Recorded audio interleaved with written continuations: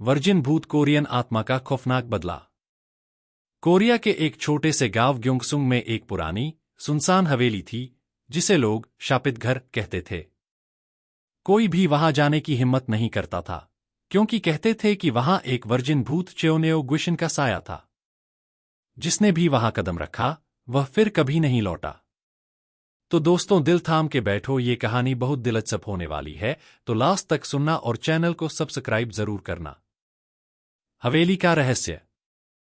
सालों पहले एक युवा लड़की सयोंग इसी हवेली में रहती थी। वह बेहद सुंदर थी, लेकिन उसकी शादी कभी नहीं हो पाई। लोग कहते हैं कि एक अमीर जमींदार ने उसे अपने घर में कैद कर लिया और वह वहीं तड़प कर मर गई। उसकी आत्मा को कभी शांति नहीं मिली और तभी से वह भटकती रही। डरावनी शुरुआत। एक दिन 3 दोस्त जून, मिन्हो और सुयोन मजाक में उस हवेली के अंदर चले गए। अंदर घना अंधेरा था और हवा में सड़ी गली चीजों की बदबू आ रही थी। कमरे की दीवारों पर पुरानी दरारें थीं और कोनों में मकड़ियों के जाले फैले हुए थे।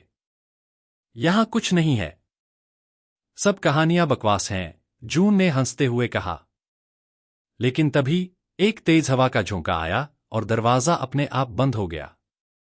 उनके फोन की रोशनी एक आईने पर पड़ी और उसमें एक लंबे बालों वाली सफेद कपड़े पहनी लड़की दिखी। वह रो रही थी, लेकिन अचानक उसने सिर घुमा लिया और उसकी गहरी, डरावनी आंखें उन्हें घूरने लगीं। भूत की दहशत। मिन्हो ने घबराकर दरवाजा खोलने की कोशिश की, लेकिन कोई फायदा नहीं हुआ। तभी एक धीमी फुसफुसाहट गूंजी। तुम यहां नहीं होने चाहिए। तुमने मुझे बुलाया है। अचानक सुयोन की आंखें ऊपर चढ़ गईं और उसके शरीर ने अजीब तरीके से झटके लेना शुरू कर दिया। ऐसा लग रहा था कि कोई भूत उसके शरीर में घुस रहा हो।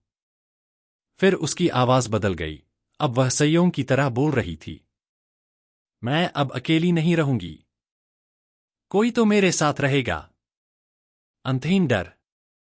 जून और मिन्हो ने सुयोन को खींचने की कोशिश की, लेकिन वह हवा में उठने लगी। उसके लंबे काले बाल हवा में लहराने लगे और उसकी आंखों से खून के आंसू गिरने लगे।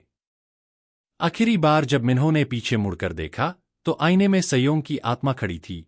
अब वह मुस्कुरा रही थी। अगली सुबह गांववालों को हवेली में सिर्फ जून और मिन्हो की लाशें मिलीं। सुयोन कभी नहीं मिली।